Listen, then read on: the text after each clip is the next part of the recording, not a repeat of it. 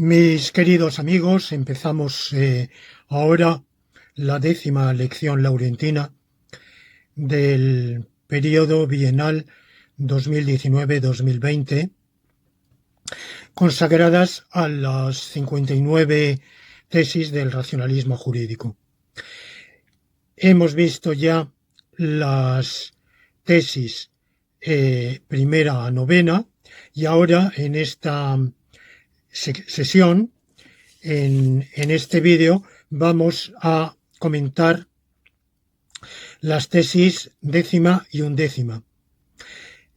La décima en realidad ya está implícitamente abordada en el día anterior, cuando estuve tratando de dilucidar el alcance, el significado, las connotaciones, las implicaciones de la tesis novena, porque en realidad la décima es un desarrollo, una explicitación más precisa, más exacta de una parte del contenido semántico de la tesis novena.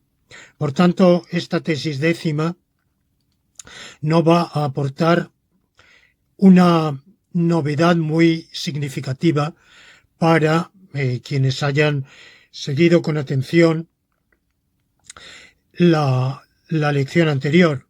Es un enriquecimiento, va a añadir algunas precisiones que creo que son muy importantes desde el punto de vista filosófico-jurídico y sobre todo desde el alcance, desde la vertiente jurídica, porque cuando hablamos de lo filosófico-jurídico no podemos olvidar que es una disciplina, la filosofía jurídica, que tiene dos vertientes: la vertiente más filosófica y la vertiente más jurídica, aunque formen una unidad, evidentemente, pero se puede acentuar más lo uno o lo otro. Bueno, pues la tesis novena, tal como la estuvimos tratando de aclarar, comentar, escudriñar en la pasada lección, era en gran medida sobre todo filosófica, y esta va a ser de algún modo su contraparte más jurídica, sin salirnos en absoluto del ámbito de la filosofía jurídica que es el nuestro.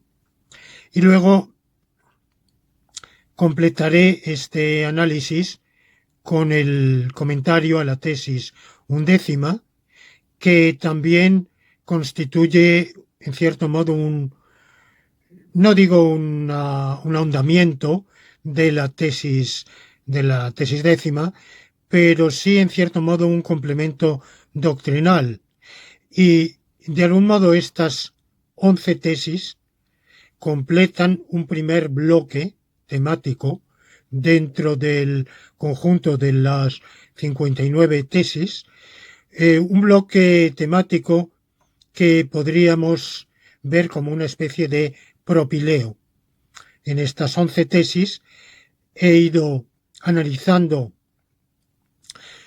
principios muy genéricos, muy básicos, muy elementales del planteamiento justnaturalista que yo propongo, y a partir de la tesis duodécima, que estudiaremos en la siguiente lección laurentina, ya iremos entrando en detalles que al mismo tiempo constituyen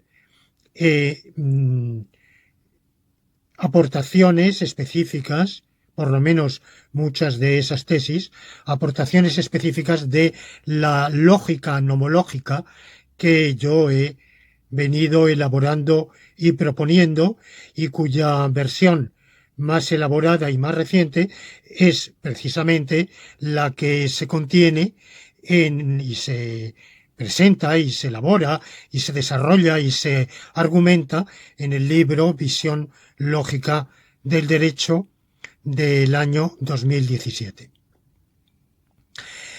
Pero antes de abordar la tesis 10ª, me voy a permitir un complemento a la tesis 9ª que estuvimos dilucidando y comentando en la pasada lección. En ella hablé de la necesidad de una autoridad normativa y esto lo señalé como una necesidad que nos impone la naturaleza, nuestra propia naturaleza, pero más en general la naturaleza de las relaciones sociales, más no de cualesquiera relaciones sociales, sino de las relaciones sociales que se dan en sociedades de animales dotados de inteligencia y voluntad. Ya emití la hipótesis, el comentario, que era un obiter dictum, de que si hay seres inteligentes y voluntariosos que no sean animales,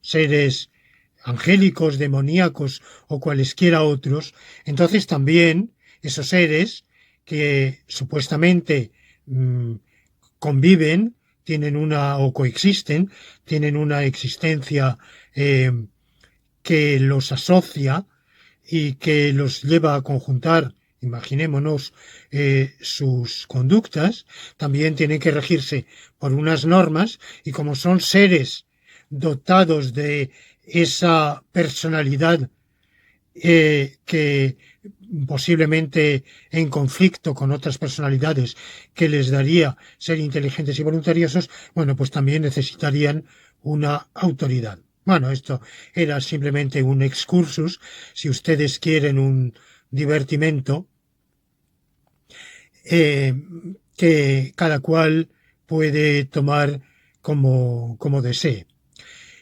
Lo que yo quería acentuar es que la necesidad de una autoridad no es exclusiva de la especie humana y de hecho la etología animal nos muestra que por lo menos en especies de mamíferos inteligentes, quizá en especies de otros animales también inteligentes, efectivamente no se puede conseguir la coordinación sin alguna subordinación y por tanto sin algún tipo de jerarquía y autoridad.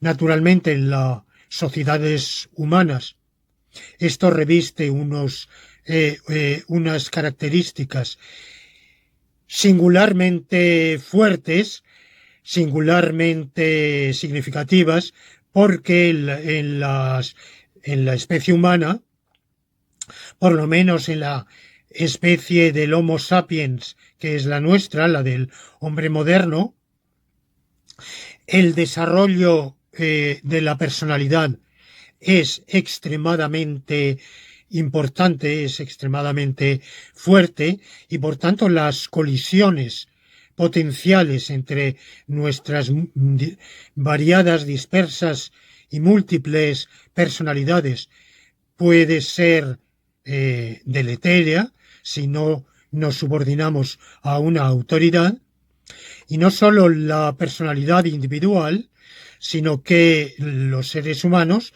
tendemos a formar grupos, asociarnos, a formar asociaciones, congregaciones que también desarrollan sus peculiaridades, su estilo, su mentalidad colectiva, su manera colectiva de ver y evidentemente tiene que haber una autoridad dentro de la sociedad en su conjunto que vele por el bien común y que ponga orden a través de un ordenamiento normativo.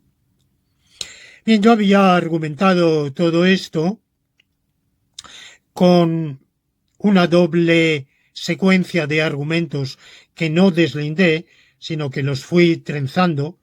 En realidad son dos hebras argumentativas, por decirlo así, pero que en mi exposición no se deslindaron. No traté primero la argumentación, digamos, temática o sistemática y luego la argumentación que podríamos llamar observacional, etológica, en el caso humano también sería antropológica o sociológica, histórica. Bueno, pues mi argumentación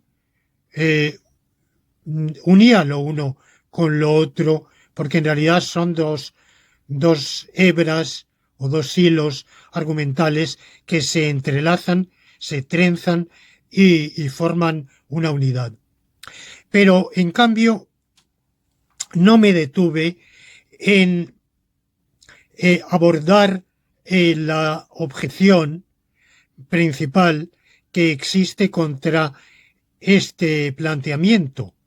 Y luego, sí, al llegar al final, a determinar cómo se establece la autoridad, a quién se confía, cómo se justifica que sean unos en vez de otros quienes estén revestidos de autoridad y por qué mecanismo o por qué criterio vamos a hacerlo.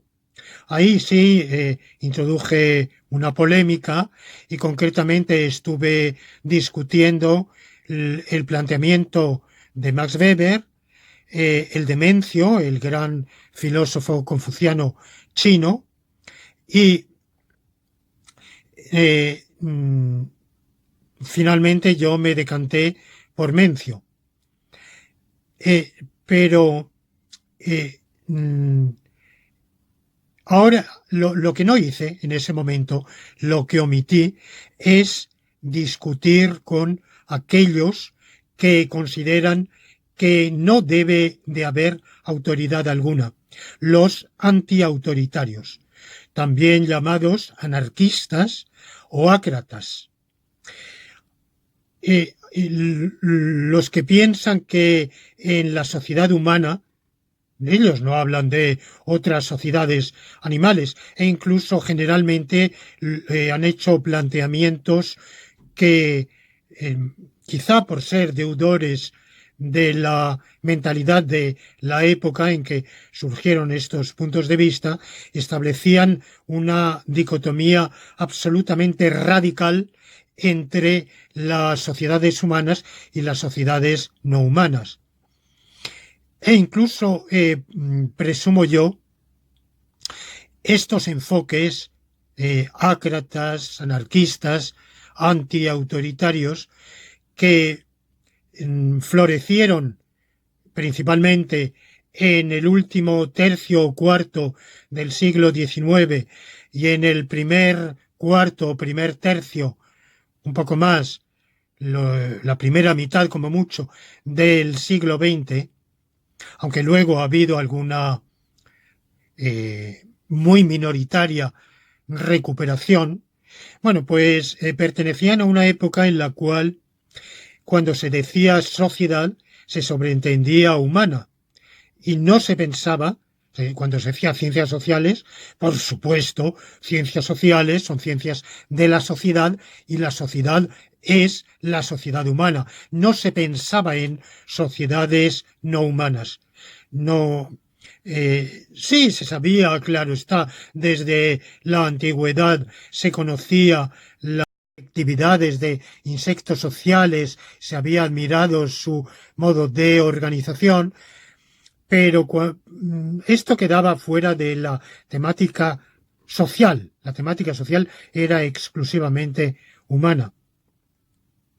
Bueno, fue el estudio de la etología animal ya, digamos, más o menos a mediados del siglo XX. Yo ya he citado esta obra del gran biólogo francés Paul Sochard, Société animale, Société humaine, que fue un librito, que sé, que en realidad a mí personalmente, y creo que a otros, nos abrió los ojos de hasta qué punto la socialidad humana es un caso particular de la socialidad animal, que no podemos en modo alguno separarla, divorciarla. Bueno, pues Los ácratas consideran que el ser humano es un ser justamente inteligente, dotado de voluntad, y que esta voluntad exige como imperativo, como elemental exigencia, requisito que reclama por el mero hecho de existir, la libertad. Y una libertad que ha de ser total, no una libertad parcial, sino una libertad irrestricta. Entonces, si hay una libertad irrestricta, si cada cual puede hacer absolutamente lo que quiere sin que nadie le imponga nada, sin subordinación, sin sujeción a ningún tipo de imperativo, entonces, ¿cómo vamos a conseguir que haya coordinación social y que esas voluntades libres, omnímodamente libres, se conjunten armónicamente para los fines sociales? Vamos a ver, porque difícilmente, bien, sí, queremos la libertad, pero entre otras cosas queremos también comer y queremos también guarecernos y queremos también disfrutar de otras cosas, del agua potable, digamos, de lo más elemental, y vestirnos, y gozar de esparcimiento, y gozar de instrucción, saber, satisfacer nuestra curiosidad, mejorar nuestra vida. Bueno, todo esto es imposible si cada uno es libre, pero se va a vivir a su propia isla o a su propio rincón y no tiene una interacción con los demás. Esta interacción con los demás requiere como mínimo, digamos, conjuntación, coordinación. Pero ¿qué pasa si esa coordinación resulta obstaculizada porque yo quiero esto y usted quiere lo otro y no nos ponemos de acuerdo y nadie nos manda?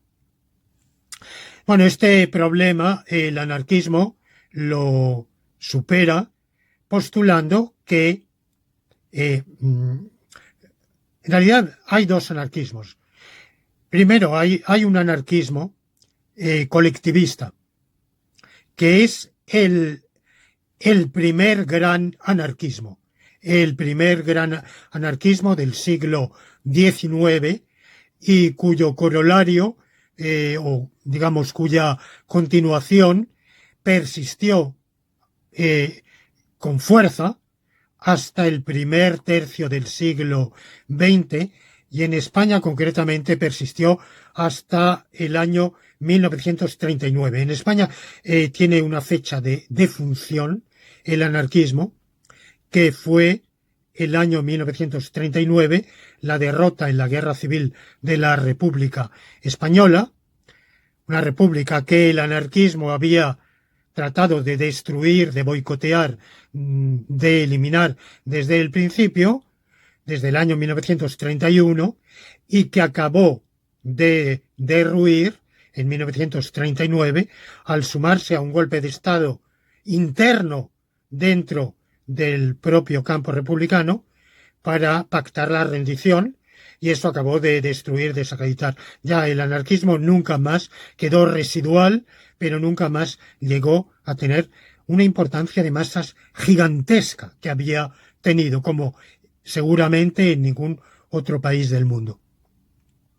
Bueno, ese anarquismo era colectivista, o sea, y por eso recibió también la denominación de comunismo libertario. Era opuesto a la propiedad privada.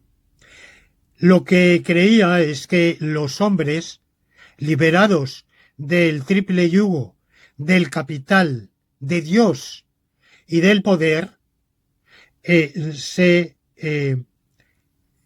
experimentarían un cambio de mentalidad que los llevaría a una sociedad no sólo absolutamente libre y sin ninguna imposición, sino al mismo tiempo fraternal, en la cual todos compartirían con todos. Por supuesto, no excluían que eventualmente pudiera surgir algún descarriado que perturbara esa concordancia fraternal, ese colectivismo libertario, pero ese descarriado espontáneamente sería puesto en el redil por los demás. Evidentemente había aquí infinitas incógnitas de cómo todo eso sería posible. Si no tendrían que nombrarse consejos, juntas, comités que coordinaran la labor. Si esos comités, juntas o como se los quiera llamar, no tendrían que edictar o emitir algún tipo de instrucciones u orientaciones, para decirlo de un modo suave. ¿Qué fuerza vinculante tendrían esas instrucciones u orientaciones? ¿Qué métodos habría para asegurar? Bueno, en realidad ese anarquismo colectivista, cuyos fundadores fueron sobre todo, bueno, hay un precursor que es el francés Proudhon. Bueno, Proudhon es un anarquista inconsecuente que tuvo, un socialista. Se lo suele clasificar en el socialismo premarxista, pero en realidad no es premarxista porque es coetáneo con Marx. Tuvo con Marx una polémica cuando Proudhon escribió su Philosophie de la misère, filosofía de la miseria, a la cual Marx contestó con una de sus primeras obras, Miseria de la filosofía, una obra poco lograda, a mi juicio, bastante plúmbea, un tanto farragosa quizá, porque quería ajustarse al propio planteamiento de Proudhon, que no es precisamente un dechado de claridad. Y Proudhon era claramente hostil al Estado, pero de ser hostil al Estado y querer un Estado mínimo a querer la abolición de toda autoridad, hay una diferencia. Puede que la haya dado en algunos de sus escritos. Sin embargo, los verdaderos fundadores del anarquismo son los rusos Kropotkin, Bakunin. Un gran epígono fue el francés Élisée Reclus. Vamos, no epígono, uno de los máximos exponentes. Hoy lo hemos olvidado, pero fue un grandísimo intelectual francés y elaboró la doctrina anarquista con muchísima fuerza. El anarquismo tuvo una irradiación mundial muy grande. Los biógrafos de Mao Zedong, por ejemplo, nos cuentan que antes de abrazar el marxismo en su juventud, Mao, que se hizo marxista, digamos, no siendo ya tan jovencito, cuando ya tenía 20 algunos años, pero antes de eso se había acercado, como otros intelectuales chinos de su generación, al anarquismo. Había pensado más bien en el anarquismo. Yo personalmente creo que el Mao tardío, el de la Revolución Cultural, volvió a tener esas ilusiones anarquistas y, en cierto modo, paradójicamente, a querer destruir el propio Estado socialista que lo había construido, con consecuencias absolutamente sangrientas, dramáticas, deleterias y desastrosas para su propio país. El anarquismo tuvo fuerza en varios países de América Latina, en un momento dado en Estados Unidos, en Europa y sobre todo en los países latinos en la forma del anarcosindicalismo, o sea, vinculado a un cierre del sindicalismo, pero el país donde mayor fuerza, con muchísima diferencia, alcanzó fue España.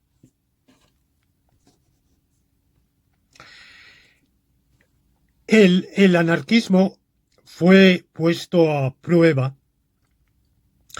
cuando en España se produce el alzamiento militar de 1936, en el cual la mayor parte del ejército español se subleva contra la República para restaurar la monarquía, aunque ese objetivo al principio quedó un poco disfrazado o disimulado, con el apoyo de Alemania, la Alemania de Hitler y la Italia de Mussolini, y una simpatía y mayor o menor de las demás potencias occidentales, hay que decirlo, que en mayor o menor medida también facilitaron la acción de los sublevados militares.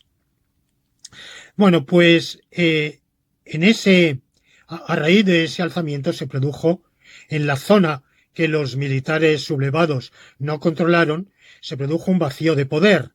Y en ese vacío de poder actuaron las milicias o los grupos armados de diferentes fuerzas sindicales u otras, entre otras del anarcosindicalismo, dirigidas por el anarquismo. El anarquismo español estaba organizado en la FAI, Federación Anarquista Ibérica. Y lo interesante de señalar es que el anarquismo tomó el poder donde pudo, en unos sitios no tomó el poder, pero digamos que ejerció poder, es decir, ejerció represión y sobre todo llevado, ya hemos visto que sus enemigos eran el capital, Dios y el Estado. Bueno, pues trató de destruir al capital, trató de destruir a Dios, lo cual parece un tanto paradójico si se es ateo querer destruir a Dios, bueno, querer destruir la religión, y fue culpable de una horrorosa y sangrienta persecución antirreligiosa que desacreditó al campo republicano, aunque no eran los republicanos los que habían perpetrado tal represión, pero por las necesidades de la guerra tuvieron que omitir digamos, las represalias judiciales que hubiera merecido esa conducta, ese homicidio masivo de los anarquistas. Y finalmente trataron de destruir el Estado, es decir, de eliminar la autoridad. Pero donde pudieron, instauraron su propia autoridad, su propio poder, su propia dictadura anarquista. Y era absolutamente paradójico ver que quienes estaban contra toda autoridad, los antiautoritarios, imponían su propio régimen, y lo que es más, un régimen absolutamente tiránico y despótico, que dejaba poquísima libertad. Bueno, esto fue lo que en inglés se dice proof of concept, una prueba práctica de la inviabilidad del anarquismo en su versión colectivista. Quiero decir de pasada que he hablado de el conflicto entre marxismo y anarquismo, conflicto que alcanzó sus momentos de máxima intensidad en España, en la guerra de España de 1936 a 1939, pero en realidad el propio marxismo es también anarquista en un sentido lato de la palabra, porque el marxismo también aspira a un futuro sin autoridad, a un futuro en el cual se hayan extinguido el poder político, el Estado y también el derecho. El derecho es una creación del Estado. El Estado es, en el marxismo, un instrumento de dominación de una clase por otra. Surge exclusivamente en sociedades divididas en clases sociales porque tienen, o sea, en grandes masas humanas diferenciadas por las relaciones de producción. Bueno, no voy a entrar, evidentemente, en exponer toda la teoría marxista, pero en el futuro, cuando la clase obrera haya triunfado, haya instaurado y consolidado su propio poder, se extinguirán las clases sociales y con ellas se extinguirá el Estado y dejará de haber necesidad del derecho. Lo sé. Pero claro, lo que pasa es que entonces se habrán producido cambios sustanciales en dos órdenes, nos dice Marx, en la obra donde, a mi juicio, mejor expone su teoría de la sociedad y su concepción futura para el porvenir de la especie humana, que son las glosas al programa de Gotha, o crítica del programa de Gotha, de 1875. En esa obra nos dice que las condiciones para esa extinción del Estado y del derecho, para esa sociedad comunista del futuro, son dos. Primero, que se hayan eliminado completamente las clases sociales. Por tanto, que todos tengan los medios de producción en común y que no haya diferencias entre dueños y no dueños de medios de producción. Que se haya eliminado la división del trabajo. Es decir, que no haya obreros fabriles, contables, oficinistas, ingenieros, agricultores, todos hagan de todo y sepan hacer de todo. Y tercero, se haya conseguido una sociedad de abundancia económica, es decir, que en realidad no falte de nada. Todos los bienes materiales, que corran como chorros las fuentes de la abundancia material. Bueno, he sabido que Marx y Engels criticaron en términos entre ásperos y condescendientes el socialismo utópico, pero me pregunto si alguno de los utopistas anteriores habían tenido una visión tan risueña y tan de color de rosa como la que nos pinta Marx del futuro de la humanidad. Posiblemente a quien le guste creer en ese futuro me parece muy bien, pero creo que muchos, incluso cuando fuimos marxistas, vamos, si puedo hablar yo en primera persona como alguien que dedicó 10 años de su vida, nada menos de su juventud, a la lucha por esos ideales marxistas, creo que ya entonces la ilusión de un futuro tan risueño quizá no estaba muy arraigada en mi mente. Y me pregunto en cuántos de los marxistas de entonces, o los que todavía quedan de ahora, son muchísimos menos, pero que no faltan, verdaderamente siguen abrazando esa esperanza. Bueno, el marxismo posponía, por tanto, a ese futuro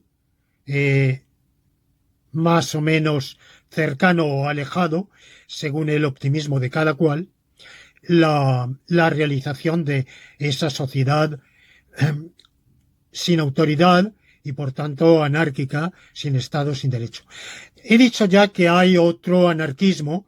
Ese otro anarquismo es el anarquismo individualista o capitalista, que, a diferencia del anterior, cree en la propiedad privada y también aspira a una sociedad libérrima, lo más libre posible, cuyo único valor es la libertad, no la igual libertad, sino la libertad a secas, y para el cual idealmente no debería haber Estado, ni debería haber, por tanto, derecho ni normas.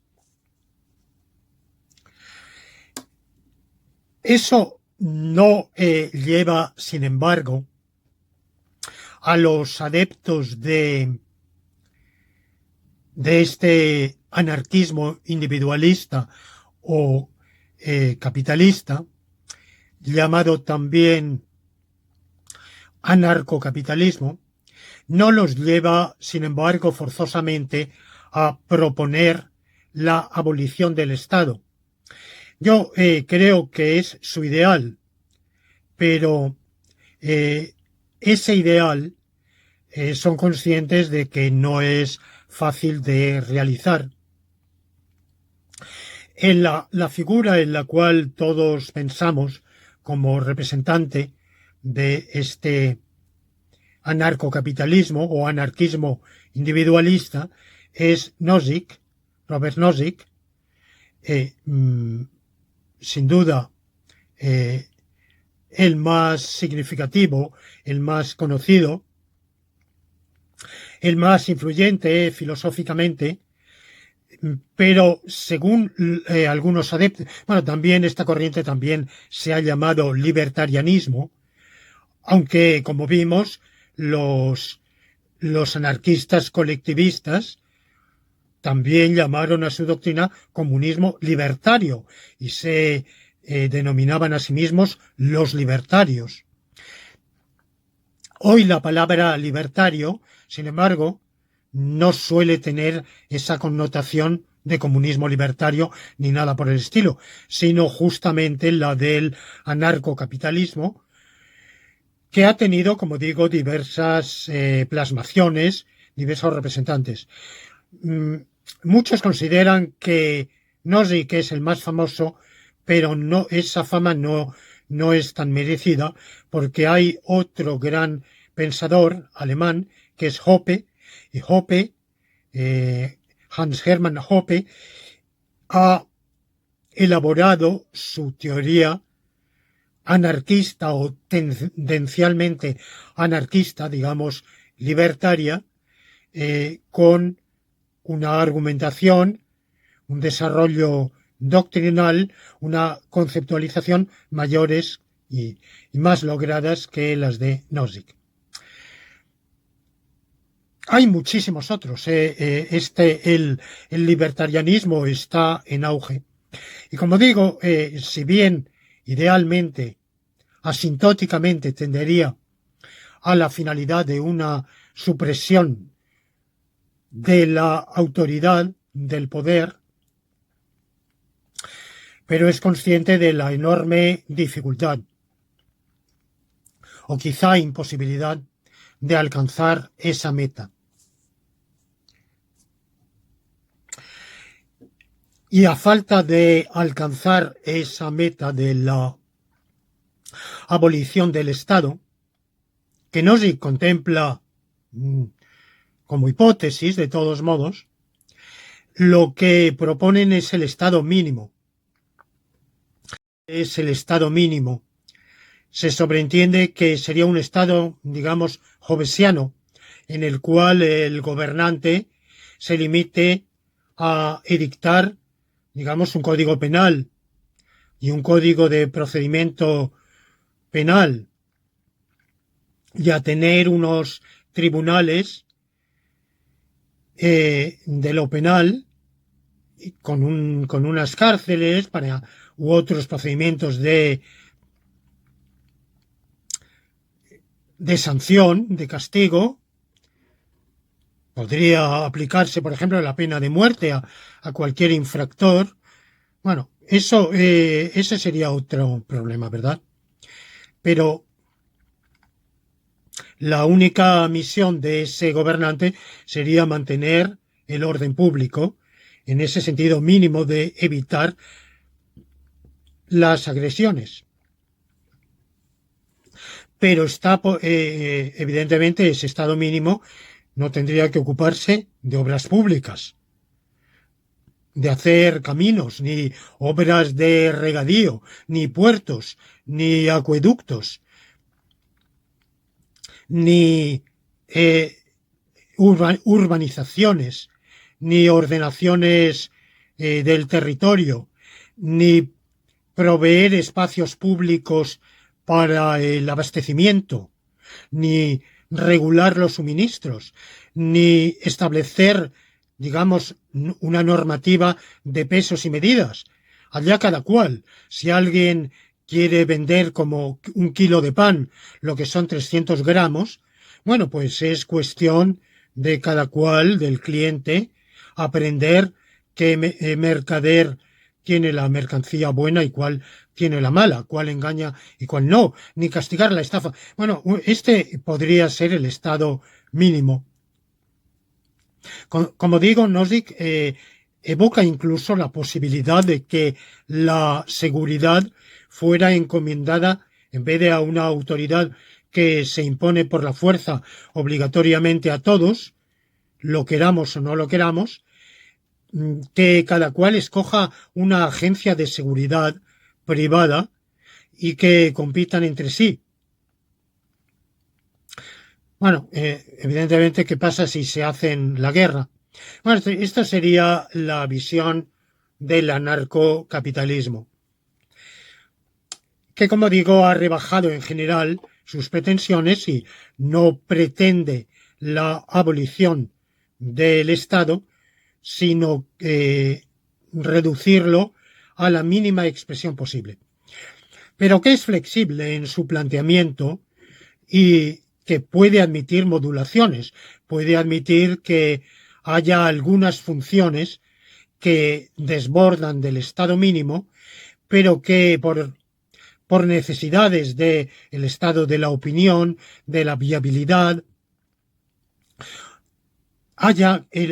tenga el Estado que hacerse cargo de ellas. Lo que proponen es, en la medida de lo posible, acercarse al estado mínimo.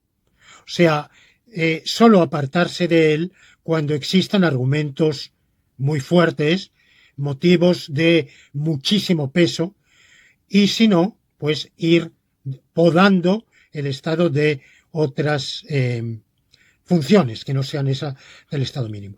Claro, esto va absolutamente en contra del criterio con el cual yo me quedaba al final de la lección anterior, cuando justificaba la detentación de la autoridad por el mandato del cielo, para decirlo con los términos de Mencio, y en terminología más reciente, con la escuela solidarista francesa de Léon Bourgeois y Léon Duguay, por el servicio público, lo que justifica el Estado, lo que nos hace admitir, someternos al Estado y admitir una autoridad, el criterio que nos hace discernir si los detentadores actuales del poder político o el sistema políticamente establecido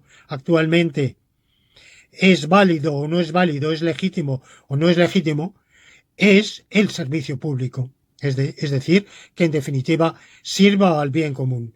En el planteamiento libertario, el bien común se elimina completamente, no hay bien común, no hay objetivo del bien común, el Estado no sirve al bien común, el Estado es un instrumento exclusivamente de la libertad.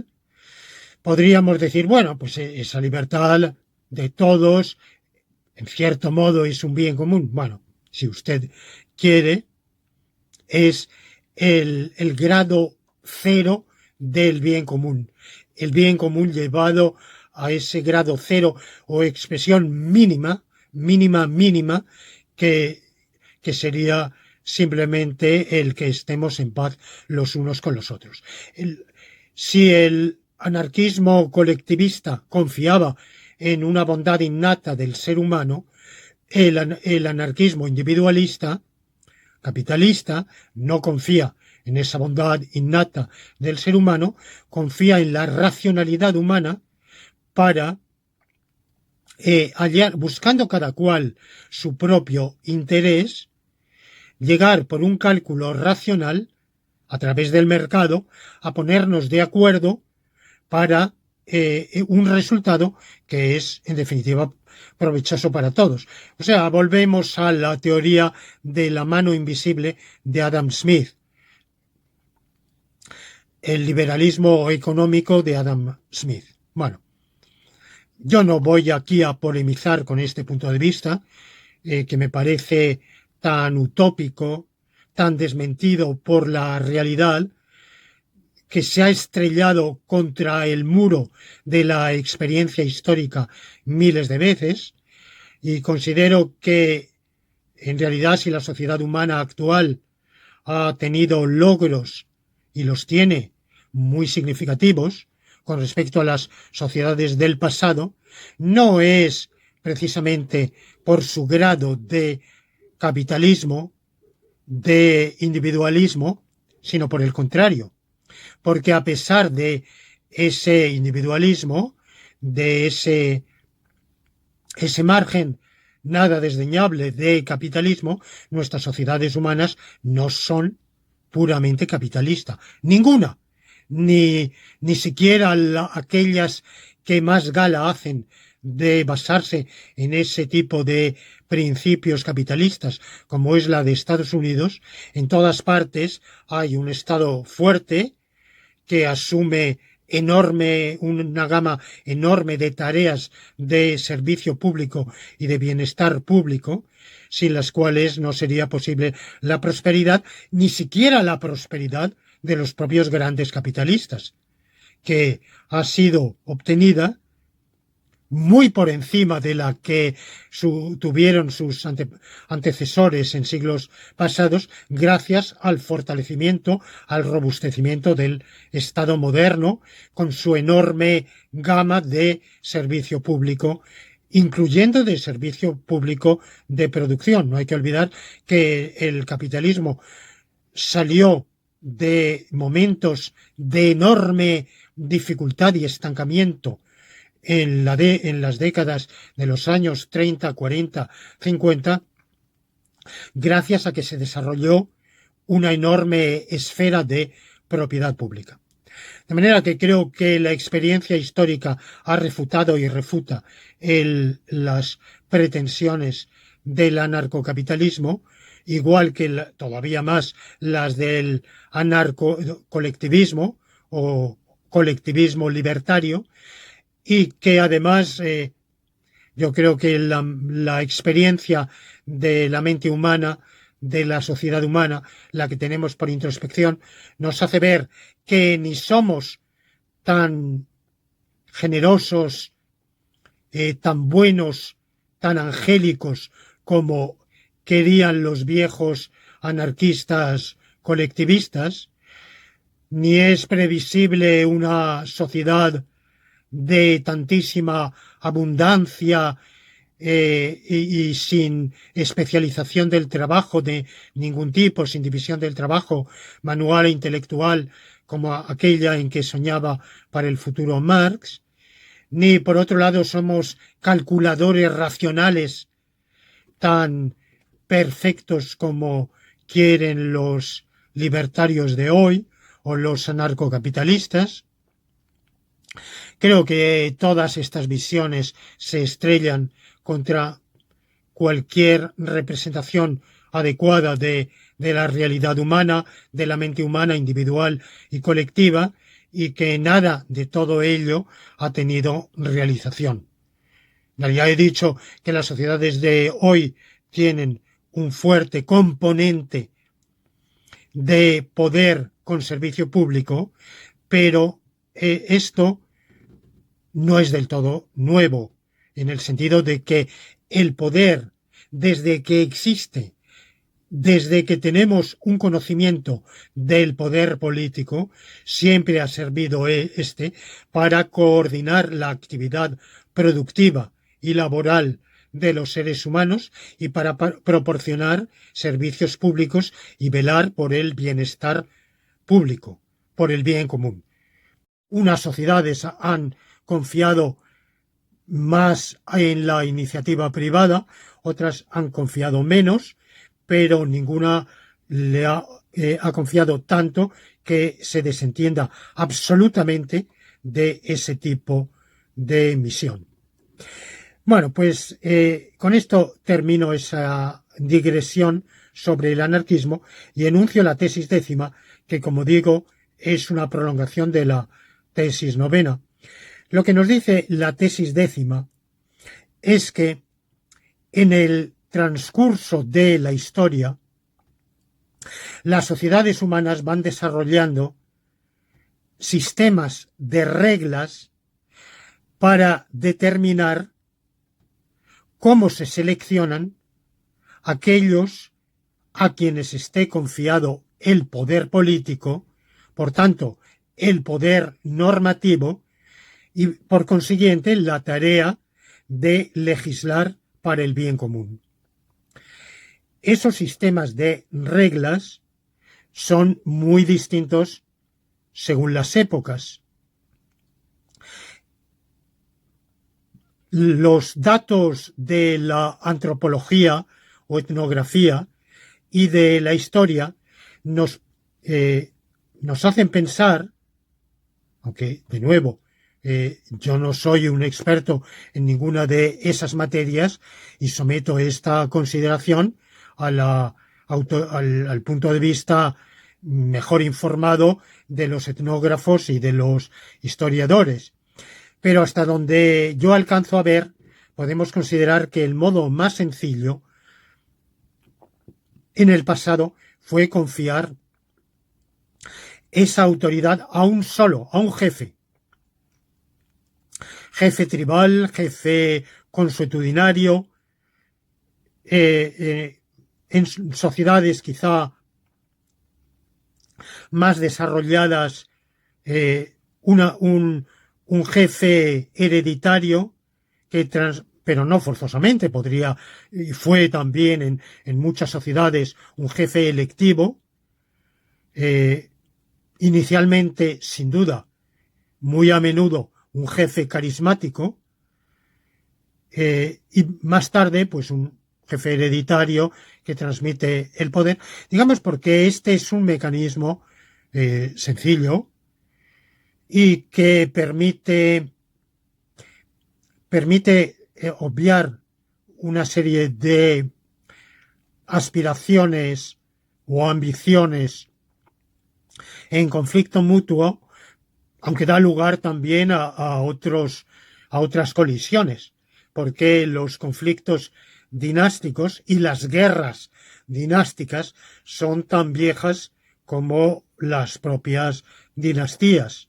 Las luchas fratricidas, a menudo mortales por la sucesión, otras veces menos letales, pero cruentas, y otras, en todo caso, siempre muy problemáticas, muy perturbadoras para el orden, no han faltado en absoluto. De manera que la transmisión hereditaria o dinástica no ha sido tampoco ninguna panacea, ni muchísimo menos. Y quizá por eso tampoco todas las sociedades adoptaron esa solución. Pero el poder monocrático, confiar a uno solo la potestad legislativa o normativa, como quiera que fuera designado, aclamado por su carisma, elegido por todos, elegido por algunos, elegido por los ancianos, o bien por transmisión hereditaria. Bueno, esta era una regla. Ha habido otras reglas que han establecido sistemas policráticos, digamos, senatoriales, como el de Roma, donde el depositario principal del poder era un senado reclutado por unos procedimientos en parte indirectamente electivos, pero esa elección en realidad estaba los electores eran una pequeña minoría dentro de la población de individuos masculinos libres con ciudadanía romana, en la República Romana, bueno, pues formaban de todos modos ese Senado una aristocracia, y ha habido muchos otros poderes oligárquicos, aristocráticos, se llama también, policráticos, prefiero yo decir, es decir, que el poder, los titulares del poder son una pluralidad, y así fueron también las repúblicas italianas de la Edad Media, las ciudades italianas convertidas en repúblicas, como las ciudades italianas de la Baja Edad Media y del Renacimiento, algunas de las cuales, como Venecia y Génova, pervivieron hasta la época de la Revolución Francesa y de la conquista italiana, de la conquista francesa de Italia por el general Napoleón Bonaparte. Bueno, pues eran repúblicas aristocráticas, donde el poder estaba en manos de una oligarquía nobiliaria. Ocasionalmente en ellas hubo revoluciones populares del popolo minuto que desterraba del poder a ese patriciado, pero ese poder popular, que podemos considerar democrático, aunque con un sistema, desde luego, totalmente diferente del de las democracias en sentido moderno, fue generalmente fugaz, generalmente efímero. Finalmente están los sistemas de lo que llamamos democracia, que son extremadamente variados. Hablamos de las democracias griegas, como la ateniense. No voy a entrar aquí, evidentemente, a ninguna, primero que no soy ningún experto, como grandísimo aficionado a las letras clásicas, a toda la antigüedad clásica, naturalmente que he estudiado la historia de Atenas y me he interesado mucho por sus instituciones, pero visto de ser ningún conocedor mínimamente solvente. Lo que sí sé es que tal democracia no tiene nada que ver ni en su estructura ni en su funcionamiento con lo que hoy convencionalmente se suele llamar democracia. Lo que hoy solemos llamar democracia en realidad no es un poder del pueblo, salvo en Suiza. Exclusivamente en la Confederación Helvética es el único país del mundo donde, al menos dentro de ciertos límites, podemos decir el pueblo es la autoridad normativa. En los demás sitios lo que hace el electorado, por métodos electorales de representatividad mayor o menor, muy imperfectos, los estudiosos de los sistemas electorales han debatido esto. Este es un tema muy interesante de debate, incluso desde el punto de vista como estudio matemático. Los matemáticos, por ejemplo, han elaborado sistemas electorales, algunos de los cuales se han puesto en práctica y otros no. Bueno, pero lo que hace el electorado, no digamos el pueblo, lo que hace el electorado es elegir a unos representantes que son los titulares del poder y que hacen con ese poder lo que les da la gana. Las únicas cuentas que tienen que rendir son volver a presentarse a elecciones, si el sistema electoral se lo permite, y el electorado los vuelve a elegir o no. Pero no están sujetos absolutamente a ningún mandato imperativo del electorado. Por tanto, el pueblo no ejerce el poder.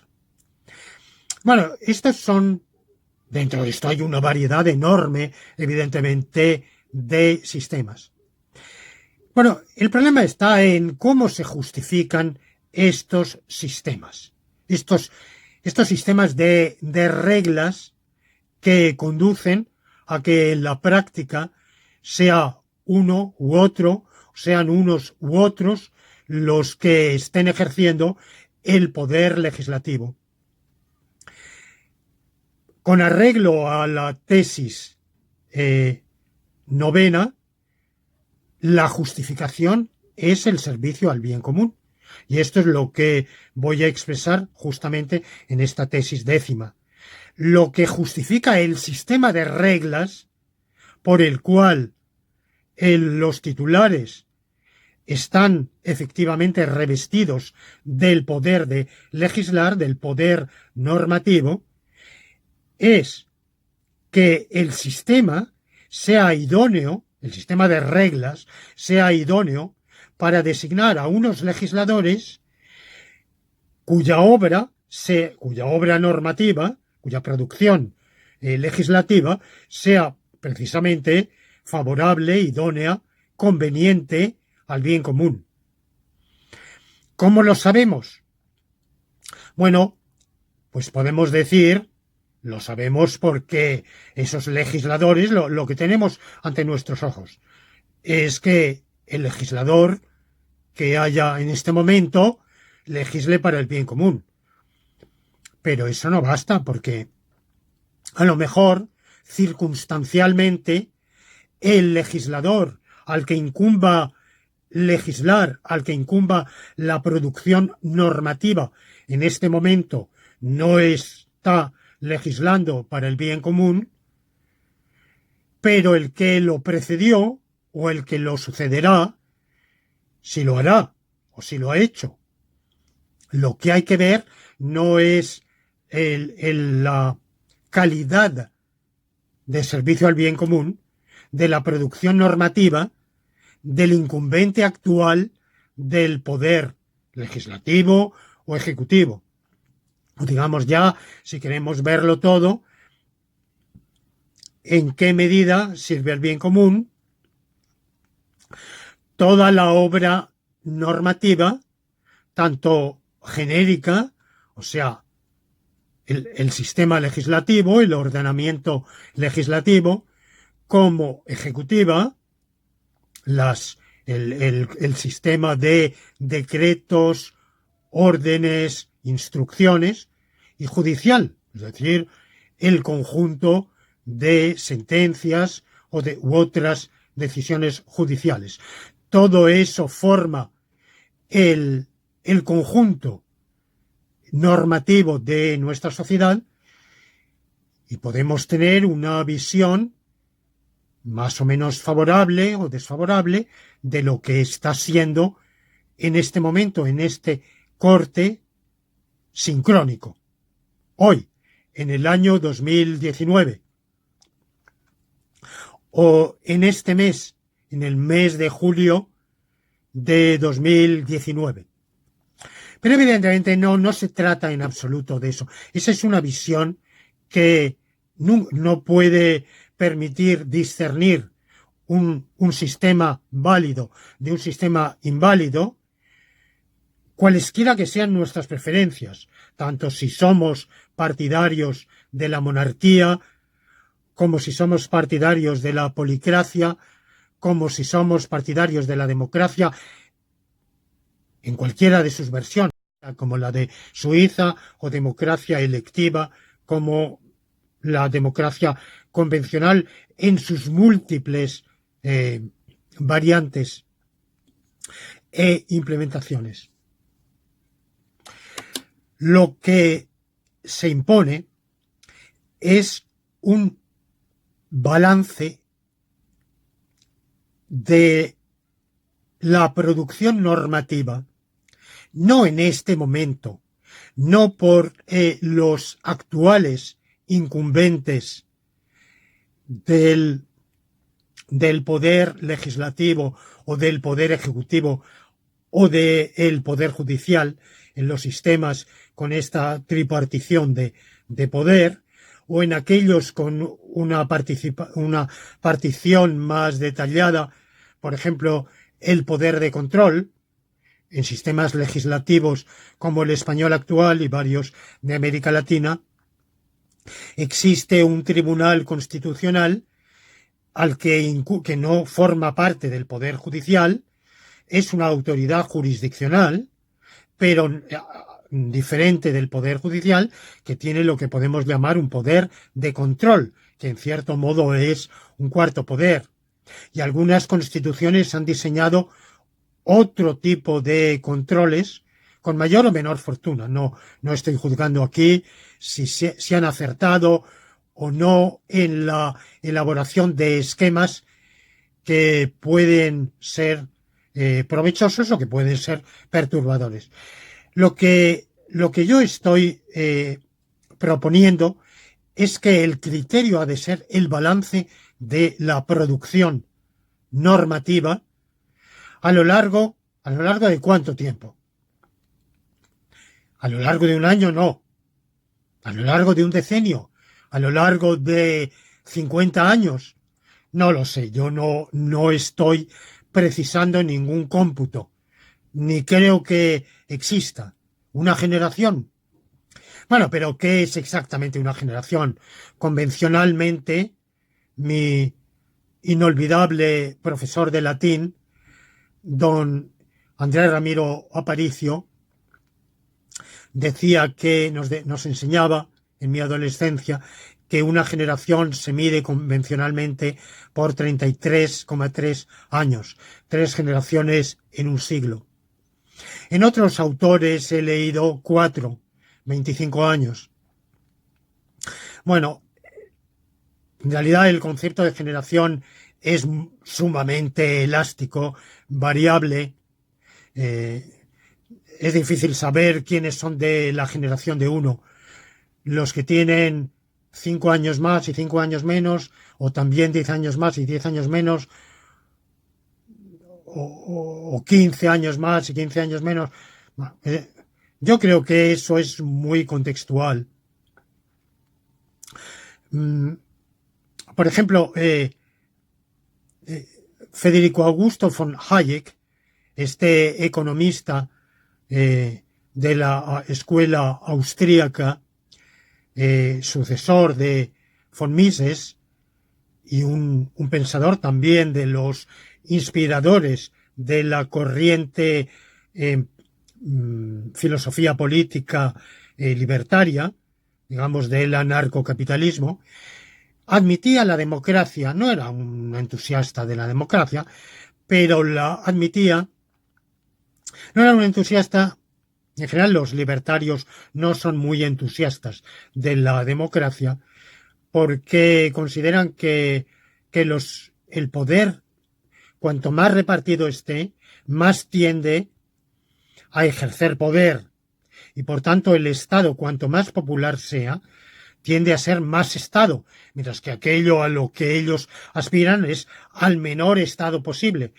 Y consideran que cuando ese es ejercido, Hoppe lo dice claramente, el poder monárquico es preferible, porque el poder de uno se puede limitar más fácilmente, ese uno puede resignarse más fácilmente a tener un poder mínimo. Bueno, pues volviendo a Hayek, decía que, bueno, admitamos una democracia, una elección, pero lo ideal sería votar una vez en la vida, o al menos votar, digamos, cada 15 años.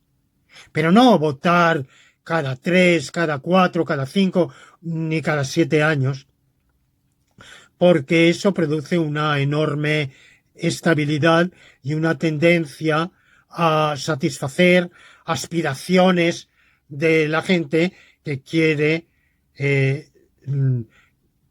que el poder sirva para sus propósitos cuando todavía no ha habido tiempo suficiente de sacar el balance de lo que esos planes van a acarrear a largo plazo y por tanto produce una inestabilidad. La democracia, con elecciones frecuentes, es un peligro de socialismo, y socialismo para Hayek significa servidumbre, como bien lo dijo en su obra, por lo demás una obra maestra, sin lugar a dudas, Camino de servidumbre. Bueno, lo que yo digo es que la justificación del sistema de reglas no es intrínseca. Para los monárquicos antiguos, qué sé yo, para Filmer, como el filósofo inglés del siglo XIX, del siglo XVII, que frente a Locke defendió la legitimidad monárquica con una legitimidad intrínseca por el patriarcalismo. Según él, Adán habría ejercido un poder patriarcal sobre la comunidad humana inicial, formada por él, por su mujer Eva y por sus hijos, quienes a través de uniones incestuosas empezaron a propagar la especie humana, y luego por la vía de primogenitura se habría prolongado hasta llegar a hoy ese poder, esa autoridad. Bueno, ese punto de vista dudo que tuviera muchos adeptos o creyentes incluso en el siglo XVII. Pero sin duda los legitimistas, los monárquicos legitimistas antiguos, creían que la monarquía legítima e hereditaria era era buena en sí misma, sin necesidad de el balance de su existencia. Marginalmente podían argumentar que la monarquía hereditaria era mejor. Por ejemplo, al llegar la Restauración, el momento posterior a la Revolución Francesa y a la caída del Imperio Napoleónico, con los grandes teóricos de la Restauración, como los franceses Joseph de Maistre y de Bonald, sostuvieron que la monarquía era no solamente un poder legítimo por sí mismo, cualesquiera que fueran sus consecuencias, sino que además esas consecuencias eran las mejores. Y que, por ejemplo, hay una célebre frase: el sistema electivo perdió a Polonia. Es decir, la monarquía polaca, teóricamente, era una monarquía, de la monarquía del antiguo reino de Polonia, que se extinguió en el siglo XVIII. Bueno, era una monarquía teóricamente hereditaria, como lo habían sido otras monarquías antiguas y medievales, y ese carácter electivo, no hereditario, según ellos, era lo que había causado la perdición de Polonia. Bueno, pero esencialmente defendían la monarquía por un principio de legitimidad monárquica no consecuencialista. Otros, como Platón, defendieron un sistema policrático. También, sin duda, pensaban que era también consecuencialmente el mejor, pero independientemente de ello, consideraban que los titulares legítimos del poder eran los que conocían la verdad y la justicia, que eran una minoría docta y selecta. El poder de los mejores ha sido defendido como un criterio intrínseco, con argumentos consecuencialistas o no, pero no necesariamente. Y por supuesto, los adeptos de la democracia, los hay de muchos tipos, pero muchísimos de ellos, y quizá la mayoría, consideran que la democracia es, o lo que se llama convencionalmente democracia, merezca o no merezca ese título, quizá que le viene bastante ancho, pero aceptémoslo, creen que es legítima por sí misma, no por sus consecuencias, sino porque directamente el titular del poder es el pueblo, que ejerce ese poder directamente o a través de esos que ha elegido. Lo cual, evidentemente, nos plantea el problema de si el sistema electivo por el cual se ha elegido a esos representantes es adecuado y legítimo o no lo es, suponiendo que el pueblo sea, por definición, legítimo del poder, si lo puede ejercer por sí mismo, puesto que en definitiva es el interesado en el bien común. Aun aceptando eso, si el sistema de reglas de elección, directa o indirecta, por lo cual en definitiva va a haber unos u otros incumbentes de los poderes legislativo, ejecutivo, judicial o cualesquiera otros que implementemos, o que implementen las instituciones, o sea, si esas instituciones son legítimas o no son legítimas. Y el único criterio válido es el de saber si sirven o no sirven para el bien común. Lo cual hay que hacer, para saberlo, hay que hacer un balance a lo largo de un periodo. Y yo no puedo determinar cuál es ese periodo. En la historia, las generaciones han ido haciendo ese balance. Y durante mucho tiempo han creído en las generaciones sucesivas han creído en un sistema, se han adherido a él, han pensado que era el mejor porque no había una alternativa viable y porque servía al bien común. Ha llegado un momento en el cual esa convicción se ha quebrantado considerablemente y ha empezado una crisis. Esa crisis evidentemente empieza porque el incumbente actual del poder vemos que no sirve al bien común, o la percepción que tenemos o que tiene la gente del bien común entra cada vez más en conflicto con la producción normativa. Y aquí puede venirnos a la mente la gran obra de Thomas Kuhn, La estructura de las revoluciones científicas. Creo que las interesantísimas reflexiones de Kuhn sobre la crisis de un paradigma científico, el paso de un paradigma a otro, es perfectamente aplicable. Mi visión continuista es muy diferente de la visión discretista o discontinuista, revolucionaria, digamos, de Kuhn. Yo no creo tanto en las revoluciones, ni en el ámbito epistemológico, ni en el ámbito político. Creo que las revoluciones, ya lo he dicho en varios libros desde hace años, son muchísimo menos revolucionarias de lo que creen ser o de aquello a lo que aspiran a ser.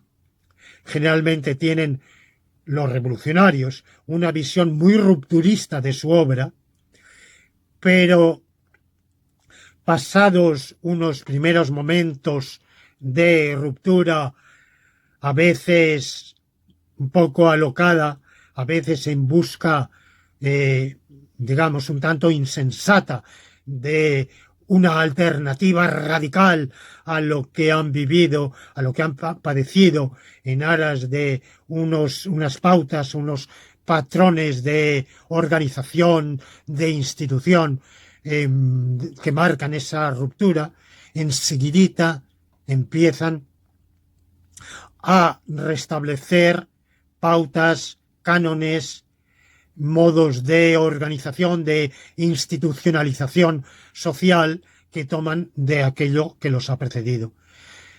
Y en definitiva, vuelven en cierto modo al redil, de tal manera que las revoluciones, como digo, son menos revolucionarias de lo que parece, y los periodos sin revolución también son menos estáticos de lo que parece, menos petrificados en el pasado, evolucionan más de lo que parece.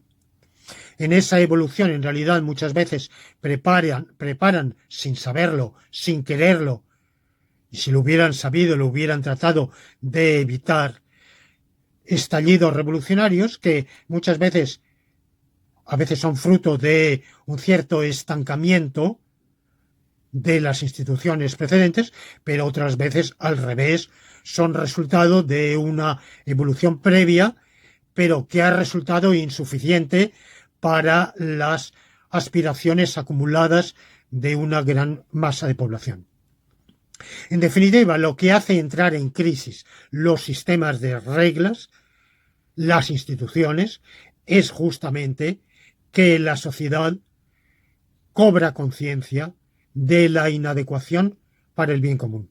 O sea, sencillamente que las instituciones existentes han perdido el mandato celeste de que hablaba Mencio. Él se refería a las dinastías, era el modo, digamos, habitual, establecido, reconocido unánimemente en las sociedades en las cuales él vivía, la transmisión dinástica, pero sabía que unas dinastías eran reemplazadas por otras, que el reemplazo, la soldadura entre una dinastía y la siguiente venía dado por una guerra, por una crisis, por un periodo de perturbaciones, de disturbios, y lo que motivaba esas perturbaciones era el descrédito de la dinastía anterior por haber perdido el mandato del cielo. Yo esto lo generalizo y digo, es el sistema de reglas, lo que un sistema de reglas establecido que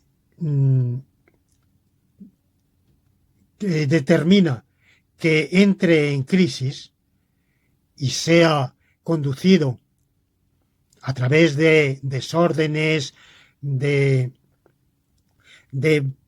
digamos, como mínimo de mutaciones aceleradas, más o menos súbitas, o por lo menos en periodo con un paso muy acelerado, lo que lleva al paso de un sistema de instituciones a otro sistema de instituciones es justamente que se cobra conciencia de que el precedente era inadecuado para el bien común, y se cobra conciencia de ello porque se ve la obra normativa, la producción normativa de los incumbentes, no de uno en particular, sino no de una sucesión de tales incumbentes de la potestad normativa en cualquiera de sus determinaciones o de sus particiones.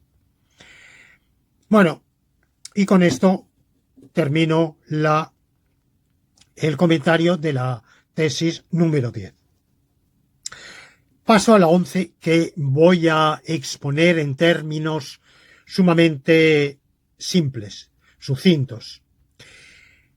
Hemos visto hasta ahora la sucesión de sistemas de reglas para seleccionar a los incumbentes de la potestad normativa, o en instituciones modernas de las diferentes potestades normativas, la potestad legislativa, la ejecutiva, la judicial, o eventualmente alguna otra, como la de control constitucional. Admitamos que existe y damos nuestra adhesión un sistema de reglas, o más ampliamente un sistema institucional, un sistema de instituciones. Como digo, existe, tiene vigencia y nos adherimos a él.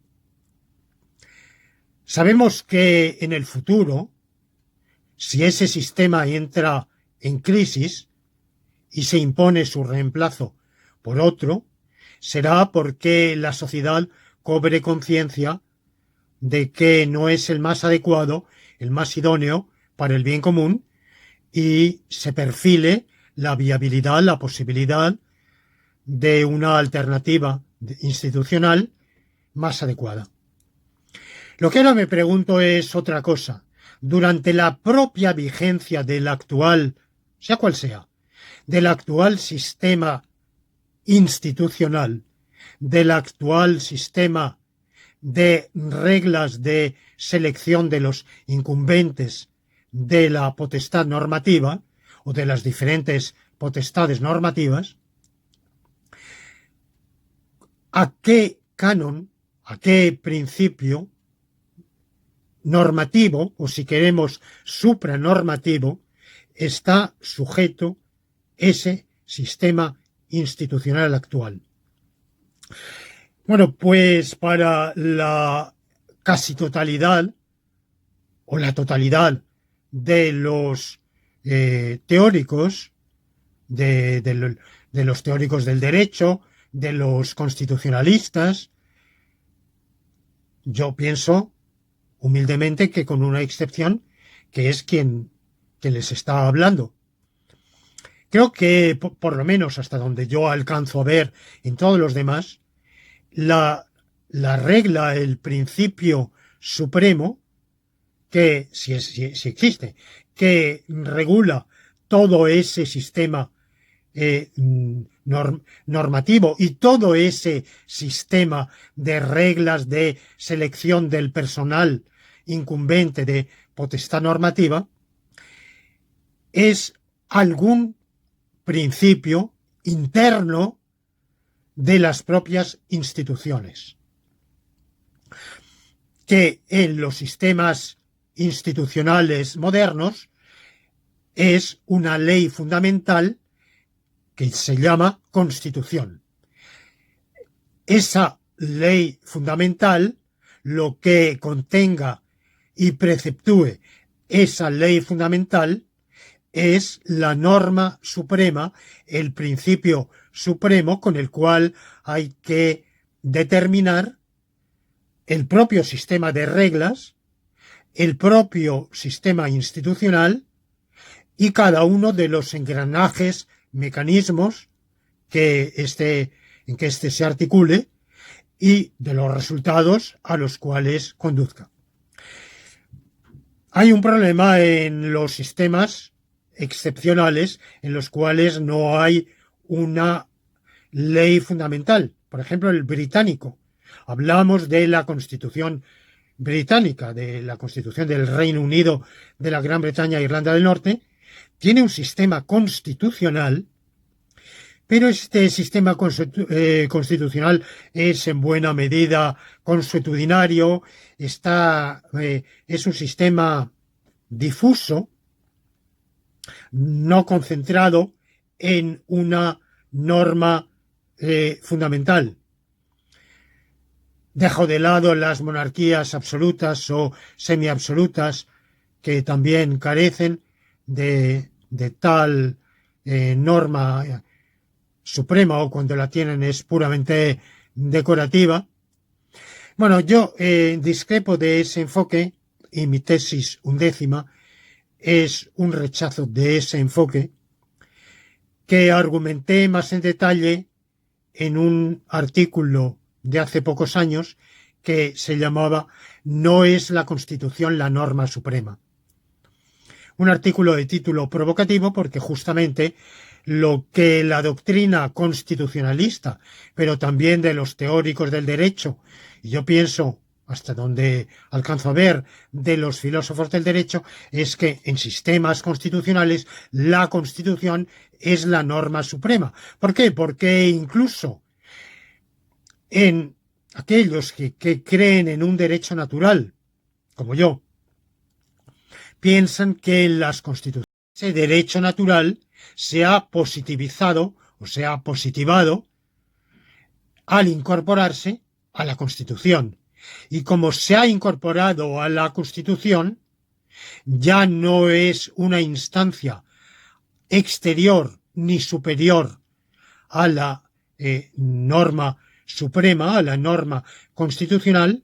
Por tanto, no hay ningún canon jurídico, ningún criterio jurídicamente válido, jurídicamente pertinente, anterior, superior o exterior a la norma constitucional. Por tanto, al derecho positivo regido por esa norma constitucional. Mi punto de vista es diferente, sigue al viejo justnaturalismo del siglo XIX y del siglo XVIII y del siglo XVII y del XVI, que pensaba que por encima del derecho positivo, ya fuera el del soberano único o el monarca soberano, ya fuera el de un poder aristocrático, ya fuera el de un sistema representativo, ya el de un poder democrático, por encima de cualquier norma interna de ese sistema institucional, está la obligatoriedad del bien común, la preceptividad del bien común, que el propio sistema institucional vigente está subordinado a esa finalidad del bien común y a la obligación de que el sistema funcione para el bien común. O sea, no basta decir, bueno, el sistema es legítimo y que funcione con arreglo a los engranajes que él mismo tiene establecidos. No. El sistema mismo tiene que justificarse constantemente, día a día, y subordinarse en su funcionamiento a la finalidad del bien común. El sistema mismo, institucional, es un sistema subordinado al fin del bien común. Bueno, y con esto termino, pongo punto final a la exposición de esta tesis undécima, que en realidad es un corolario de todas las anteriores. Difícilmente podía ser de otro modo, difícilmente podía suceder que hemos justificado un sistema de reglas para el bien común, pero que una vez establecido ese sistema de reglas se emancipe de la finalidad del bien común y adquiera una validez o justificación por sí mismo, independientemente de esa finalidad del bien común.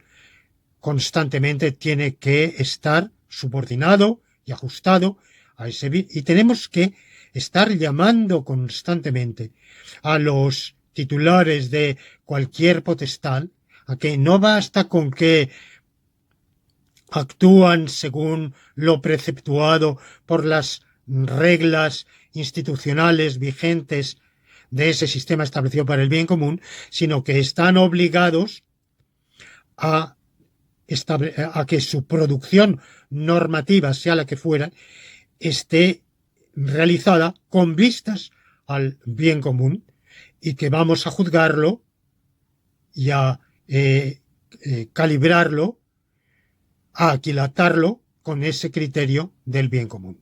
Pongo así punto final a la exposición de la tesis undécima y, como digo, a toda esta parte de esta primera serie de elecciones que han formado un propileo para lo que a partir de la tesis de la siguiente elección, con el estudio de la tesis duodécima, será ya adentrarnos en propuestas más específicas de la lógica nomológica y de la filosofía jurídica que va asociada a esa lógica nomológica. Así que les doy cita a todos ustedes para la próxima sesión. Muchas gracias.